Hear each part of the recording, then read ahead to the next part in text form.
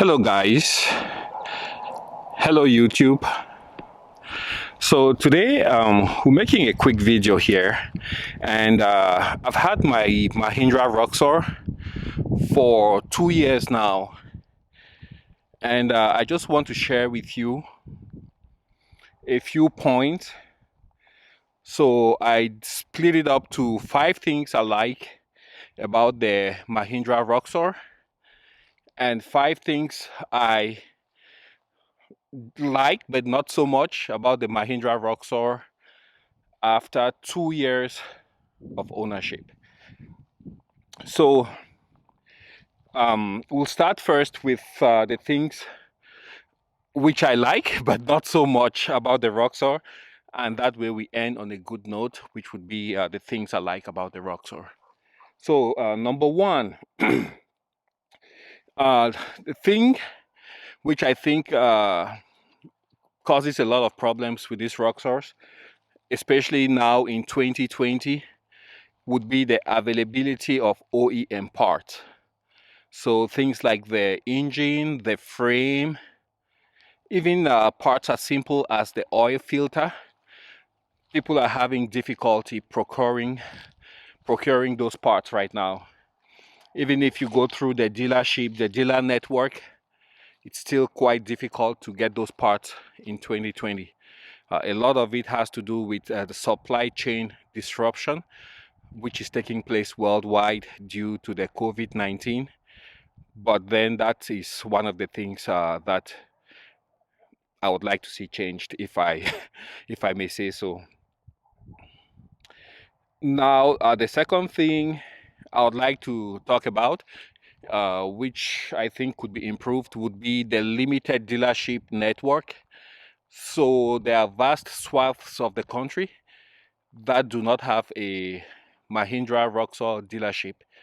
The most dealerships I've seen would be on the East Coast and also on a few on the West Coast. Large parts of the country in between are left out. So what happens is, when you don't have many dealerships, the adoption of the product by the market might be a bit slower, and of course that also affects the availability of parts, be it aftermarket parts or incentivization of third-party manufacturers to adopt the Roxor as a platform for which to develop parts. So the limited dealer network, I think, is something that is a negative for the Roxor as of 2020. So the third thing, which I think is a limiting factor for the Roxor, would be the fact that it is not street legal. Now, let me explain. I know a lot of people would jump up and say, hey, yeah, you bought it, you knew it wasn't street legal, it's a UTV. But just hear me out. It's a nice little UTV we all love, but come to think of it, at the end of the day, this is a full-size vehicle on the Asian subcontinent. You know, it's street legal and is on the the second or the third iteration, depending on how you look at it. If you look at the MM540 or the Thar, then this would be about the third or second iteration of this platform. So the fact that it is not street legal here in the United States is another limiting factor. So the fourth thing I could talk about, which I think is not really a negative, but something that could be improved upon, would be the limited standard features that you get on the Roxor when you get it off the dealer lot. So let me illustrate. When you get a Roxor brand new from the dealer, oftentimes it's gonna be just a bare bones vehicle with the rollover protection system, no windshield, no heater, no cab, and no top. Those could be added as options, and they're quite pricey actually.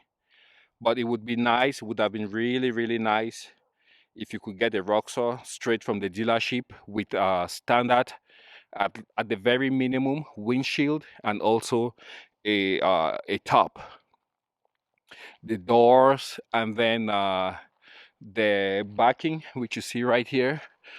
You know, you could add those depending on your needs, but at the very minimum, it would have been nice to have a windshield and also a hard top.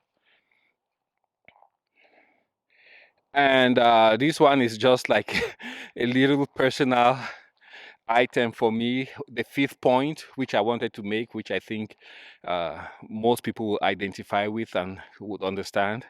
But if you go online and to the Roxor groups, you would find out that there's a very, very large and vocal number of trolls. I have been on other sites where the other UTV groups and sites and enthusiast sites, I don't think you see half the number of trolls that you would find on a typical Roxor group. So for me, that's almost kind of a negative. Like, people will show up and say, why don't they sell it for like $10,000? Geez, I mean, come to think of this, this is a turbo diesel, stick shift, four-wheel drive, brand new common rail diesel vehicle. The cheapest you would find this in most places, especially if for any reason this was street legal in the United States, it would be at least $30,000. Yet you can get a brand new Roxor for about 18,000. That's how much I bought mine for. $18,000. You could get it a bit cheaper depending on the model year. So for people to be asking to buy one for $7,000, $8,000 brand new, that's just ridiculous. And then the other thing that's popular amongst the trolls, many of them would ask, why is it not street legal? Well, when you go to buy a Roxor, it's clearly stated. It's a UTV, it's an off-road vehicle. It's not meant to be street legal. So you have the same theme, the same questions that are repetitive. They come up all the time, every time. It's just non-stop. And the thing that people seem to forget is that the Roxor is brand new, no rust or minimal rust, depending on where you live and how you use your Roxor. But I've seen that if you take your Roxor off-road, you come back, oops, I'm missing something there. My bad, I took it off. I think I didn't tighten it good enough. You take your Roxor off-road, you come back, just make sure you wash it very well. Otherwise, you start having little spots of rust like I did here. I left that all winter 2 years ago without washing, and now I have that little bit of rust on there. So don't do like I did. Take your Roxor off-road, especially salty roads, you come back, hose it down, just let it sit a little bit cleaner than you would usually do in winter time, and you should be good to go.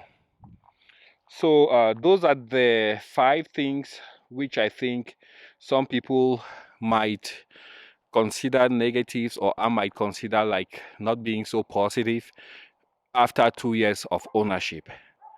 Am I satisfied? Absolutely. I absolutely love my Roxor, and one of the best purchases I've made. So I really like the Roxor. Now let's talk about the positives. What really makes me think that I took the right decision to buy the Mahindra Roxor. So the first one, for me, I think it's excellent value for money. What do I mean by that? This is what an off-roader should be. Most people's dream off-roader. Something simple, basic, that's not gonna break out on the trail and leave you stranded. The only computer you find on here is the computer that manages the common rail diesel injector. Otherwise, everything is basic. Very few failure points. You have a fuel pump in the back, a lift pump that sends the diesel fuel to the high pressure pump up front. And apart from that, everything else is just simple, basic, minimal electronics. So very few failure points that you could possibly have on here. So I really like that simplicity. Also the construction, which is body on frame chassis. So you can see the frames right here. So in the past you would have like a C frame, but this frame that they use on here is boxed. So it's actually more robust and solid than what you would have had in the past. So it's a very, very durable design, and I think it will last many, many years to come. So I like that a lot. Excellent value for money. I just think if they had some kind of means of getting this street legal, maybe even slap-ons and airbags on there, these things would have been selling like hotcakes. Unfortunately, there's also a lawsuit which has kind of put a dampener on the sales of the Roxor. Nevertheless, I still love mine, and so far it's been treating me good, and it has never failed. The second thing I like about the Roxor is the reliability. So since I've owned my Roxor here, I have never really had any problem that would leave me stranded. What do I mean by that? Like common things that you would have with some vehicles where you jump in at certain times. You want to start the vehicle, something is broken, you have the dash all light up, and you have to take it into the mechanic for warranty work or something of that nature. I haven't had any of that. So when it gets very, very cold, my battery on this Roxor doesn't have the cranking amps to spin the engine, which in either case it would still be a bad idea, because if your oil is all gelled up, your fuel is gelled up, then it might be a bad idea to try to force your engine to start. So that's the one weak point I have on the Roxor so far. Also, the axles. Some people have installed lockers. Mine are open axles, so differentials. I don't have locking differentials. So just standard four-wheel drive. So if I put it in four-wheel drive and any of the wheels loses traction, then it's just gonna spin, and then the other one wouldn't be able to pull me out. So that's a negative, but that would be for extreme cases of off-roading or four-wheeling. So yeah, the Roxor has been extremely reliable, which is a big positive for me. Doesn't have any belts which break, or very weak designs. If you follow the drive line from the engine, the transmission, the transfer case, all the way to the back, everything is beefy and is well constructed. All right, let's continue with point number 3. The third thing I like about the Roxor is the growing third-party availability of aftermarket parts, which allow you to customize your Roxor. Case in point, you can see on here I have the DFK hard caps cab. So what this does is it allows me to drive my Roxor in very inclement weather. If it could be raining, it could be dark and cold, even in warmer temperatures and climate, or it could just be very cold, snowy night, or a cold, rainy night, and I would be inside the Roxor protected from the elements. So I really like that. Also, you can see the Roxor here has a 5.5 inch BMF BMF rocks, lift kit. So I really enjoy that also. And there's a host of other third-party um, suppliers who produce parts for the Roxor. Very popular thing that most Roxor owners would do is they will take out their computer, which resides somewhere here, and send it out to be tuned. And that really unleashes the full power of the engine in the Roxor. You also got aftermarket pipes, straight pipes for off-road use, for racing, and just so many other third-party manufacturers are getting online with solutions for Roxor owners, and it keeps growing by the day. So I really like that about the Roxor. That soon would have, owners would have all these choices to choose from in order to customize their Roxor and make it theirs.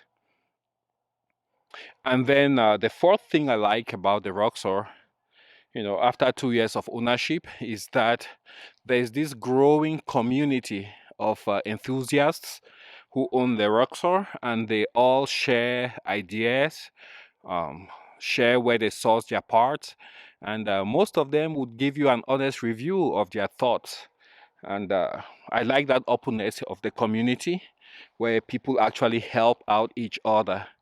And that has really helped with the reputation of some of the third-party manufacturers. That kind of feedback that they get from actual users of the Mahindra Roxor. So that being part of that community, being part of that family was quite important to me. And I like the solidarity and fraternity that exists amongst Roxor owners. The fifth thing I like about the Roxor, on which I want to talk about after 2 years of ownership, is the dedication of Mahindra Automotive North America to the success of the product.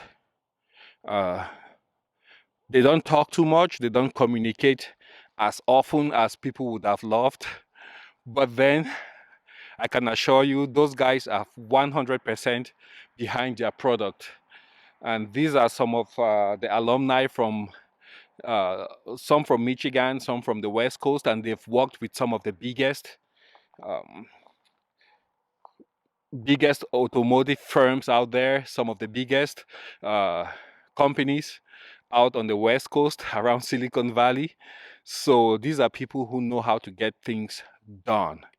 And good testimony for that is the number of redesigns the Roxor has been through in its very short existence here in the United States in its current form. And so these guys, they back up the product 100%.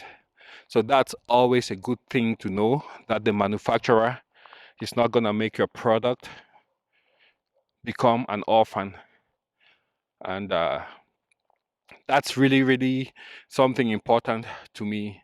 So it's not like somebody brought a product and then at the very first sign of difficulty, they abandoned all the people who initially purchased the product and and they jump ship. So they are 100% behind the Roxor, and that's something I respect and I truly value. That really makes me think, after 2 years of ownership, that I also made a right decision to go with Mahindra Automotive North America in purchasing my Roxor. So after 2 years of ownership, yeah, these are some of the things I just wanted to share with you, some of my thoughts, how I feel about the Roxor. Uh, so I'm very pleased. I love my Roxor, and I also love the fact that it's been so reliable and iconic. And can't wait to see the 2021 redesign. Hopefully, it comes here sooner than later. Thanks for watching, and I will see you guys on the next one. Let's get that closed.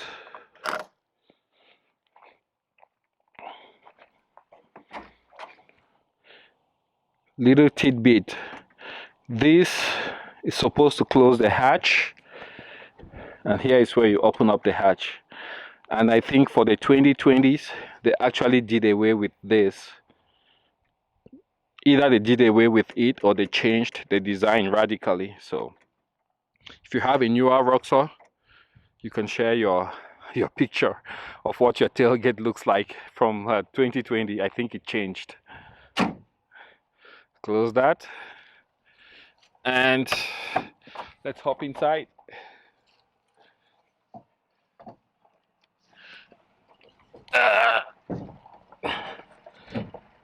It gets quite tall when you put in the lift. Engine is already warmed up a little, so I don't have to wait as long.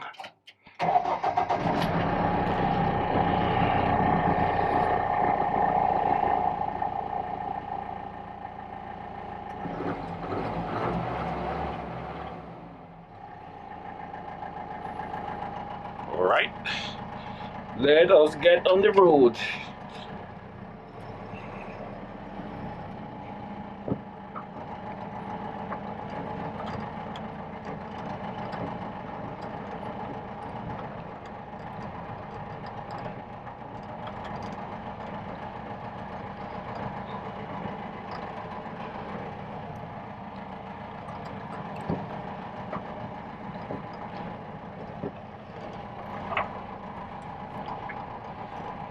Da, da, da.